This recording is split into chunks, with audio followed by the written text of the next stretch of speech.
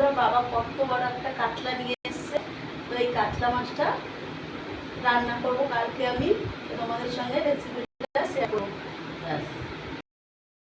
নমস্কার বন্ধুরা, আমি পায়েল। তো চলে এলাম আবারও একটা নতুন ভিডিওর সঙ্গে। তো আজকে আমি একদম হালকা পাতলা মাছের ঝোল করে তোমাদেরকে দেখাবো, যেটা আমরা ঘরোয়া উপায়ে রান্না করি। তো আজকে বেশি মশলা দেবো না তরকারির মধ্যে। তো এখানে রেখেছি কাতলা মাছ, কেটে দিয়ে নিয়ে চলে এসেছি। এটা বড় সাইজের একটা কাতলা মাছ বাবা নিয়ে এসেছিলো কাল। তো সেটা আমি কেটে ফ্রিজে রেখে দিয়েছিলাম, সেটা এখন বের করে ধুয়ে নিয়ে চলে এসেছি। তো এখানে আলু নিয়ে নিয়েছি দুটো ছোট সাইজের। তো এখানে নিয়ে নিয়েছি বড় বড় করে পটল কেটে নিয়েছি, আর একটা টমেটো নিয়েছি, একটু পেঁয়াজ নিয়েছি, আর এখানে আদা নিয়েছি। তো কিভাবে আমি আজকে এই সামান্য রান্নাটা করি, তো তোমরা দেখতে থাকো বন্ধুরা। একটা আমি বাটি নিয়ে নিয়েছি একটু বড় দেখে মাছটা মাখানোর জন্য। তো মাছগুলো আমি দিয়ে দিলাম। তো এর মধ্যে একে একে দিয়ে দেবো লবণ। তো একটু পরিমাণ লবণ দিতে লাগবে, যেহেতু এটা দেশি মাছ। তো দিয়ে দিলাম আমার পরিমাণ মতো লবণ। তো এখানে দিয়ে দেবো পরিমাণ এখন হলুদ। তো গুঁড়োটা আমি আমার পরিমাণ মতো দিয়ে দিচ্ছি বন্ধুরা।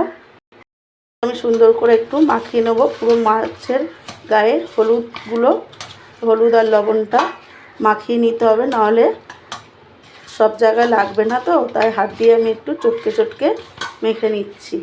তো বন্ধুরা, অনেকটা বড়, এটা 2.5 কেজি ওয়েটের মাছ। তো আমি নিজে বাড়িতেই কেটেছি, দেখুন পিসগুলো করেছি। তো কেমন হয়েছে মাছ কাটাটা, তো একটু কমেন্টে জানিও বন্ধুরা। এখানে আমি একটা ফ্রাই প্যান বসিয়ে দিয়েছি। তো আমি একটু দিয়ে দেবো তেল, দিয়ে দিয়েছি সাদা তেল। এখানে তেলটা একটু গরম হতে সময় দেবো আমি। তো বন্ধুরা, এখানে আমার তেলটা পুরোপুরি গরম হয়ে গেছে। তো এখন আমি একে একে সব মাছগুলো ছেড়ে দেবো। তো এইভাবে সব মাছগুলো আমি দিয়ে দিচ্ছি, দেখি এইভাবে সব মাছগুলো আমি একে একে দিয়ে দিচ্ছি। তো অনেকগুলো মাছ, তো আমার ফ্রাই প্যানে মাছটা ভাজতে শুকনো হয়, তার জন্য আমি ফ্রাই প্যানেই সবসময় মাছগুলো ভেজে নিই বন্ধুরা। তো মাছগুলো একটু ভাজা হবে। তো ওদিকে আমার মাছগুলো এক পিস করে ভাজা হয়ে গেছে। তো আমি দেখুন এইভাবে মাছগুলোকে আস্তে আস্তে একটা খুন্তি দিয়ে এইভাবে সব মাছগুলোকে ফিরিয়ে দিচ্ছি। দেখুন এইভাবে সব মাছগুলোকে আমি ফিরিয়ে দেবো। তো আমি একটু লাল লাল করে ভাজবো বন্ধুরা মাছটা। দেখুন একটু মোটামুটি ভালো ভাজা হয়েছে। তো আরও কিছুক্ষণ ধরে আমি এগুলো ভেজে নেব। তো দেখুন কতটা সুন্দর লাল লাল করে আমি ভেজে নিচ্ছি মাছগুলোকে। দেখুন এইভাবে সব মাছগুলো আমি একটু লাল লাল করে ভেজে নেব। আমার সব মাছগুলো ভাজা হয়ে গেছে, দেখুন লাল লাল করে আমি ভেজে নিয়েছি। তো এখন সব মাছগুলো এইভাবে আমি তুলে নেব। পুরো লাল লাল করে আমি একটা ভেজে নিয়েছি মাছগুলো। তো এখন সব মাছগুলো এক এক করে আমি তুলে নিচ্ছি।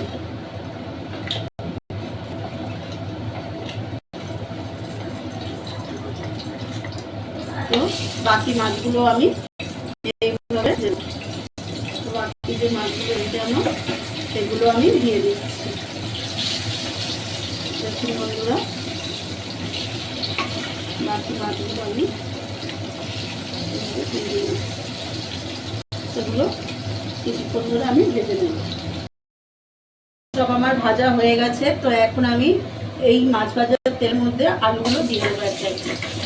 তো আলুগুলো একটু লাল লাল করে আমি একটু ভেজে নেব। দেখুন আলুগুলো সব দিয়ে দিয়েছি। তো এর মধ্যে কোনো হলুদ আর দেবো না, লবণ হলুদ দেওয়ার দরকার নেই, কারণ মাছ ভেজেছিলাম তো তার মধ্যে লবণ আর হলুদ রয়েছে। তো দেখুন আলুগুলো এমনিই হলুদ হয়ে গেছে। তো এখানে কোনো রকম হলুদ দেবো না আমি, একটু লাল লাল করে ভেজে নেব। তো এই দেখুন মাছগুলোকে আমি একদম লাল লাল করে ভেজে নিয়েছি বন্ধুরা। এখন আলুগুলোকেও একটু লাল লাল করে ভেজে নেব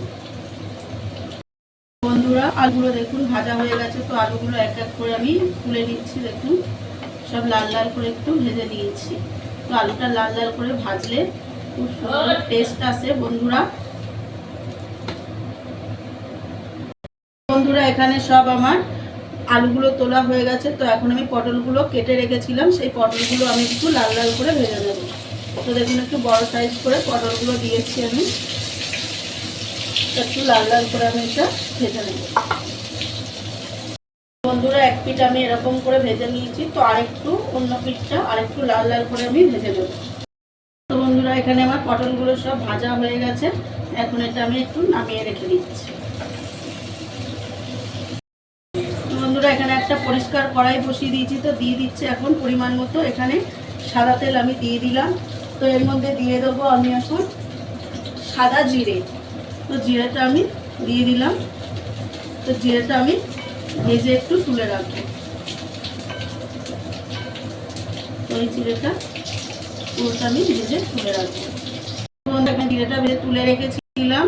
তো এই জিরেটা কিছুটা আছে ফোড়নে, তো এর মধ্যে দিয়ে দেবো এখন আমি অল্প পরিমাণ একটু পেঁয়াজ কুচি দিয়ে দেবো, এখানে একটা তেজপাতা।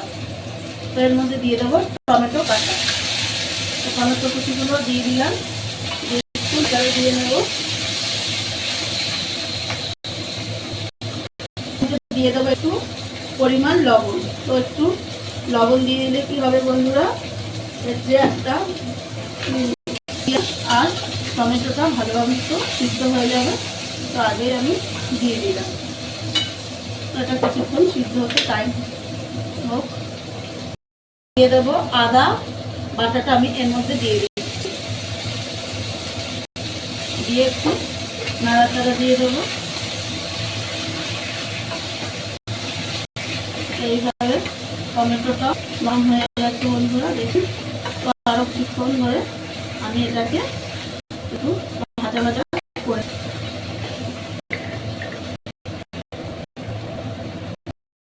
একে একে আমি সব মশলাগুলো এবার দিয়ে দেব। তো দিয়ে দেবো এখানে প্রথমেই হলুদের গুঁড়ো, অল্প পরিমাণ একটু হলুদের গুঁড়ো দিয়ে দিলাম। তো এর দিয়ে দেবো একটু লঙ্কা গুঁড়ো। তো আমি আমার পরিমাণ মতো যেরকম লঙ্কা খাবেন আপনারা, তো সেটা দেবেন। 1 চামচ লঙ্কা গুঁড়ো দিয়ে দিলাম। এবার দিয়ে দেবো এখানে অল্প একটু জিরের গুঁড়ো। তো এটা ভালোভাবে একটু আমি ভেজে দেবো বা কষিয়ে দেবো। দেখুন বন্ধুরা, তো এখানে কোনো আর তেল ইউজ করবো না আমি, যেহেতু প্রথমেই বলেছি কম হালকা মশলা দিয়ে একদম রান্না করবো। কিন্তু এটা কাতলা মাছ যেহেতু, সেখানে আমি একটুখানি পেঁয়াজ দিলাম অল্প করে। এটা আপনারা না চাইলে এটা দিতে নাও পারেন। তো দিয়ে দেবো এর মধ্যে একটু অল্প পরিমাণ জল, যাতে না মশলাটা আমার হয়ে যায়। তো তার জন্য আমি এখানে দিয়ে দিলাম একটুখানি জল। তো এটা এখন আমি একটু ভালো মতো কষিয়ে নেবো, যতক্ষণ না তেল ছেড়ে আসছে মশলা দিয়ে, ততক্ষণ এটা আমার কষিয়ে নিতে হবে বন্ধুরা। না হলে মশলার একটা কাঁচা গন্ধ ছাড়বে, সেটা ভালো লাগবে না। আমার মশলাতে দেখুন কতটা তেল ছেড়ে দিয়েছে। তো এর মধ্যে দিয়ে দেবো এখন আমি ভেজে রাখা আলু আর পটলটা একসঙ্গে দিয়ে দিচ্ছি। এর মধ্যে দিয়ে দিলাম একটু আলু আর পটলটা এই মশলার সঙ্গে বেশ কিছুক্ষণ আমি এটা কষিয়ে নেব। দেখুন এইভাবে একটু কষিয়ে নিতে হবে, তাহলে কী হবে, এটা ভালোভাবে সিদ্ধ হয়ে যাবে আলুগুলো। আর পটলটা তো সিদ্ধ হওয়ার কোনো ব্যাপারই না, অল্প জল দিয়ে ঢাকা দিলে এটা সিদ্ধ হয়ে যায়। যদিও তারপরে আমি বেশ কিছুক্ষণ এইভাবে কষিয়ে নেব। এখানে আমার দেখুন সবজি দিয়ে সবটা কষানো হয়ে গেছে। এখানে আমার মশলাটা পুরোপুরি কষানো হয়ে গেছে। তো দিয়ে দেবো আমি পরিমাণ মতো জল। তো এখানে আমি গরম জল অ্যাড করছি বন্ধুরা। আপনারা চাইলে এখানে গরম জল দিতেও পারেন, আবার ঠান্ডা জলও দিতে পারেন, কিন্তু আমি আমার প্রত্যেক রান্নাতেই আমার সুবিধার্থে আমি একটু গরম জল ইউজ করি বন্ধুরা। তাহলে কি হয়, তাড়াতাড়ি তরকারিটা ফুটে যায় বা টেস্টটাও ভালো হয়। এখানে আমার মাছের ঝোলটা পুরো ফুটে গেছে, এমনকি আলুগুলো সিদ্ধ হয়ে গেছে। তো এখন আমি দিয়ে দেবো এখানে মাছগুলো। তো একে একে সব মাছগুলো আমি এখানে দিয়ে দিচ্ছি। দেখুন বন্ধুরা, যেহেতু মাছটা একটু কড়া ভাজা, আগে একটু মাছটা না দিলে মাছের মধ্যে ঝোলগুলো ঢুকবে না ঠিক। তো তার জন্য আমি একটু আগেই মাছগুলো দিয়ে দিলাম বন্ধুরা। তো দেখুন, তো আমি বেশ কিছুক্ষণ ধরে আরও দিয়ে নেবো। যে জিরেটা ভেজে রেখেছিলাম, তো সেই জিরেটা একটু শিলে আমি বেটে নিয়ে চলে এসেছি। তো এখন আমি তরকারির মধ্যে দিয়ে দিচ্ছি, তো দিয়ে একটু ফুটিয়ে দেবো। আমি একটু নাড়াচাড়া দিয়ে নিই বন্ধুরা। তো দেখুন এভাবে একটু নাড়াচাড়া দিয়ে দিলাম যাতে জিরে বাটাটা সব তরকারির সঙ্গে মিশে যায়। এখানে মাছের ঝোলটা পুরো কমপ্লিট হয়ে গেছে। তো এখন এটা আমি পুরোটা নামিয়ে নেব। তো বন্ধুরা মাছের ঝোলটা আমার হয়ে গেছে, আমি নামিয়েও নিয়েছি। তো মাছের ঝোলের রেসিপিটি আপনাদের কাছে কেমন লাগলো কমেন্টে জানিও বন্ধুরা। আর চ্যানেল নতুন বন্ধু হয়ে থাকলে চ্যানেলটিকে সাবস্ক্রাইব করে দিন। আর যে সকল বন্ধুরা আমার ফেসবুক থেকে দেখছেন তারা পেজটাকে ফলো করে দিও। ধন্যবাদ।